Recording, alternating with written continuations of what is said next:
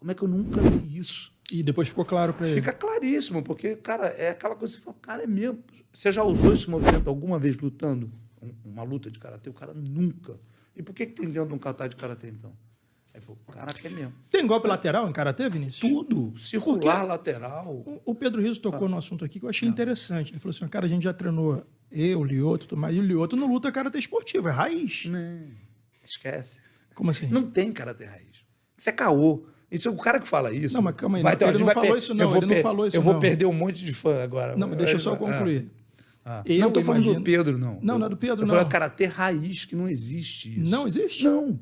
A todo mundo que a gente aprendeu foi o karatê já esportivizado, esportizado já. Quem que treinou karatê antes de 1958 aqui? Não, mas eu digo que não existe uma linha que preserva um karatê de porrada? Não, porque, olha só, o karatê nasceu... Kyokushin. Não, o karatê nasceu em Okinawa. Tá? Certo. Ryukyu, que era o nome.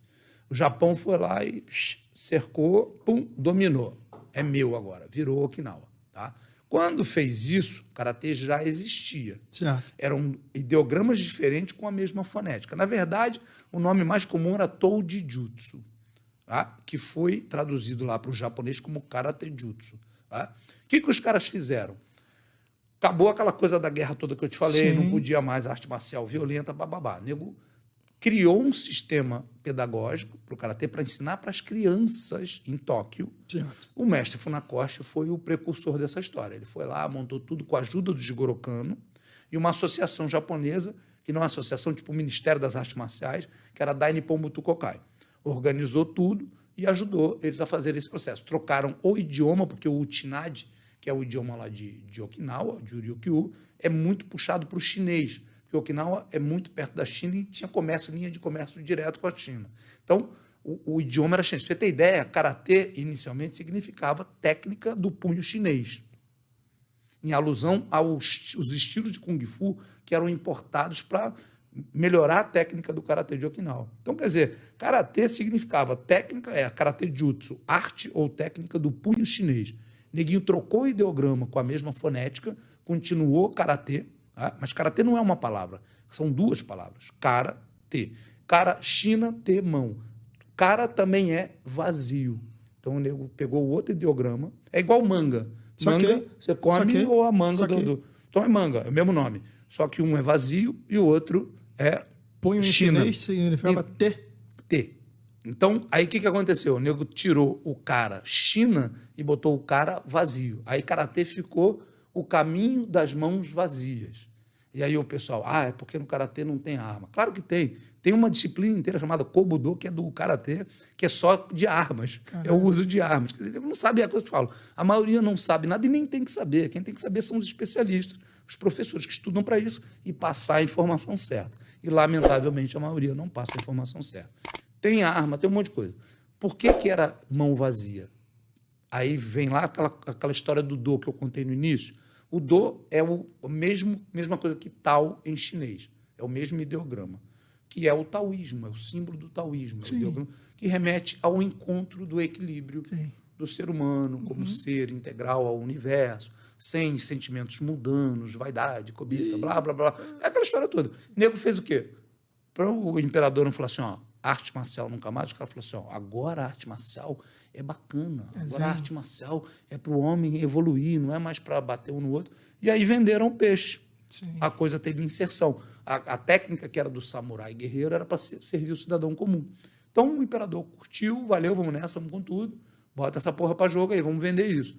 Só que não deu muito certo e acabou virando esporte. O esporte deu certo para caramba, tanto é que está até hoje aí. Então, aí o Lyoto... Karatê raiz. Não tem karatê raiz. Mas um lutador de karatê, porrador. Ok? O Pedro falou que o que ele encontrar o Lyoto na linha dele, reto, era quase impossível, porque o cara saía muito bem, não acho? Mas lateralmente, sim. Sim. Foi como o Shogun pegou ele. Foi como o Shogun pegou ele. Na verdade, exatamente. Não foi nem aí, tá? O Lyoto perdeu para ele mesmo, essa história. Sim. Mas falando do golpe em si, sim, é o caminho, foi um golpe lateral. Na primeira luta foram low kicks, que foram minando a movimentação dele. Isso que eu ia te perguntar, por que no karatê então, vamos lá. Vejo... Porque o formato esportivo adotado pelo karatê são o quê? Golpes aplicados da média a longa distância em aceleração linear, para ficar claro o ponto. Porque golpe em curva tem dúvida, ainda mais golpe de kimono. Tem dúvida. Entendeu? Então, quer dizer, o formato esportivo adotado pelo karatê foi esse. E aí os caras ficaram muito bons em golpes. Golpe reto. Exatamente. E de média a longa. Por quê? Para não tomar o ponto. Então o cara fica fora, vai para dentro, ele entra. Entendeu? E aí, com isso, desenvolveram vários processos mecânicos. Tem uma técnica do karatê que chama tame, que é mover-se sem se mover, que é do caralho, é para enganar a amígdala cortical, cara. É muito maneiro. É mesmo? Entendeu? Você treina a se mover na direção do cara sem mexer expressão facial, sem mexer guarda, sem mexer nada. O que acontece? A tua amígdala, ela é responsável por disparar a reação contra a agressão. Então, só que ela precisa identificar dentro da leitura dela, ela tem que entender, ó, é um soco de direita, não interessa se é reto, ela vê. E o teu arsenal de memória motora é que vai te prover a reação adequada. Se você é um cara que não tem treino nenhum, você faz o quê? Você fecha o olho. Você tem algum treino, você levanta a mão. Se você tem mais treino, você bloqueia, esquiva, sai ou bate primeiro. Até você vê o cara começar a se mexer, pum, pega ele primeiro. Por quê? Porque você está muito treinado. O teu acervo, né? O que a gente fala, quem tem mais garrafas para vender? Sim. Pô, tu tá cheio de garrafa ali, o cara faz assim, tu pum, pega ele primeiro. Por quê? Eu tô treinado. Fato. Então, a amígdala, ela reage em 1/100º de segundo. Ela precisa de 1/100º. Só que se você dá para ela uma informação não conclusiva, ela... O que é? Se você faz isso aqui para dar um soco, é direita. É esquerda. Então, por isso que a finta funciona bem, porque você engana a amígdala. Se você faz uma boa finta, você engana a amígdala. Agora, quando você avança, você desloca uma parte do caminho sem se mexer, cria um hiato. É tipo um... Aí sai o golpe. O karatê faz muito isso e tirou isso do kendo, do kenjutsu, né? O corte de espada, você desloca primeiro o centro de gravidade, depois você corta. Você não começa pela espada. A espada é uma consequência do movimento. Então, o golpe do karatê também. Então, essas técnicas, é aquilo que eu falei. O soco reto é um soco reto, igual do boxe, igual do Muay Thai. A mecânica utilizada ela pode ser diferente. O processo mecânico é diferente, a maneira de executar é diferente. Entendeu? Nós temos até vários, tem outras maneiras ainda desse processo, compressão, expansão. Tem uma série de coisas. Simultaneidade, que é frenagem instantânea de todos os micromovimentos, que é essa coisa de pisar batendo e não pisar para bater. Isso tudo tem, e isso é que caracteriza o golpe como sendo um golpe. Mas se você olhar, um golpe reto é um golpe reto em qualquer disciplina. Sim. Entendeu? E por que tem um karatê que as pessoas consideram mais agressivo do que outro karatê? Porque a linha é a predileção do mestre que desenvolveu. Por que tem karatês que usam mais chutes e karatê que usam menos? Karatê que usam mais soco em linha, outros que mais soco em curva.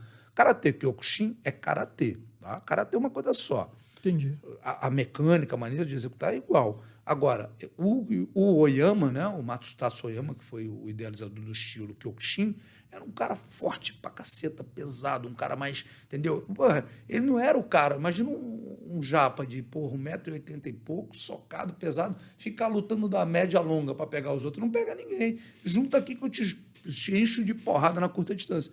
Cara, e ele começou a treinar essa vertente. O Funakoshi, cara, que é o precursor do karatê mundial, digamos assim, do estilo Shotokan, que é o estilo mais famoso, tá? Não que todos os outros estilos não tenham um grande valor. Mas o karatê que ganhou mais assim, expressão, né, em termos esportivos e etc. e tal, foi o Shotokan. Tanto é que é o karatê mais praticado até hoje no mundo. O que aconteceu? Aquilo que eu falei, ele levou um sistema educacional para Tóquio, ele não levou um sistema de combate. No livro dele, Karatê do Kyohan, ele fala, o karatê hoje ele não pretende ser uma técnica eficiente de combate, e sim um instrumento pelo qual o indivíduo possa alcançar o autoconhecimento, o equilíbrio com o universo e blá, blá, blá, blá. Isso tudo está no livro dele, é que nego não lê. E esse mesmo karatê foi transformado em um esporte. E as pessoas se apropriam, falam, porque o karatê... Cara, não é, isso é um esporte de combate. Eu não acho que é ruim, não é ruim, não é uma coisa... Quando eu falo, não é pejorativo. Só que o karatê deixou de ser arte marcial, virou um esporte de combate e evolui nessa direção. Hoje em dia, inclusive, o meu trabalho é esse, é resgatar aquilo que foi deixado no caminho. A bagagem toda que ficou lá atrás, eu estou catando, estou pegando. E como é que eu faço isso? Fazendo uma releitura. Lembra que eu falei? Imagina que o kata é um idioma morto, ninguém mais fala. Né? O que saiu do kata? saiu isso, isso e aquilo. De onde é que veio o kata? E aí que é o legal. Veio do Muay Boran. O que é Muay Boran? Os antigos estilos de Muay Thai. O karatê antigo chamava Tiguá, que significava, se você for fazer uma tradução livre, tipo a máfia, La Cosa Nostra. O que era isso? Só a família que podia saber, ou então só o clã, o feudo, a galera. Então, cada família, cada feudo tinha o seu próprio Tiguá. E eles foram desenvolvendo, que seria o Muay Boran. Depois virou Muay Thai, que o Muay Thai já é a vertente esportiva, entendeu? Então, o Muay Boran influenciou muito, o Kali filipino influenciou muito o karatê, o Kung Fu, especialmente o estilo Shaolin, influenciou pra caramba o karatê. Kung Fu é confuso pra mim, cara. O Shu, por quê? São 3.000 e porrada de estilo. Então... Mas é o que eu tô te falando. Karatê, jiu-jitsu, Kung Fu, não são lutas, são sistemas comportamentais filosóficos que têm luta. Porque, assim, entendi. Você vê, você tem o Suai Jiao, que é praticamente meio que um judô. Você tem o Sandá, que é um kickbox. Os dois são Kung Fu. Verdade. Então, o jiu-jitsu também. Kung Fu, Sandá. Exatamente. Né? Você tem vários estilos de Kung Fu e tem estilos completos, que tem tudo, porrada, queda e chão. Boxe chinês, por exemplo. Sim, você tem estrangulamentos, tem queda, chaves, torções, entendeu? Então, quer dizer, cara, a ideia, assim, luta sempre foi com o objetivo de te defender. As segmentações, elas são feitas por quê? Cara, predileção do mestre, habilidade dele. Então, peraí, as lutas esportivas de hoje são nada mais, nada menos do que fragmentos de uma coisa só. Fragmentos. Não dá para dizer que é uma coisa só, porque assim... De uma mesma filosofia, digamos assim. Não, de uma mesma filosofia, não. Não, porque são países diferentes. São divergentes culturas diferentes. Elas foram influenciadas por muita coisa. Mas, no todo, existe uma interseção entre todas as lutas. Tem, porque assim, o que a gente tem de registro é assim, você tem pictografia. Então, você tem desenho na caverna de neguinho lutando. Né? Normalmente agarrado. Os caras segurando o pescoço do mundo, fazendo uma guarda 50-50, ali um clinch 50-50. Guarda não, um clinch. Especula-se que Platão lutava, né, cara? Pois é. E não, na Grécia, Grécia tinha, né? A greco-romana vem de lá. Mas já era época civilizada. Quando eu estou falando de pictografia, eu estou falando de homem da caverna, pré-história. Então, quer dizer, antes disso. A gente não está falando de civilização, não. Antes da civilização, homem da caverna.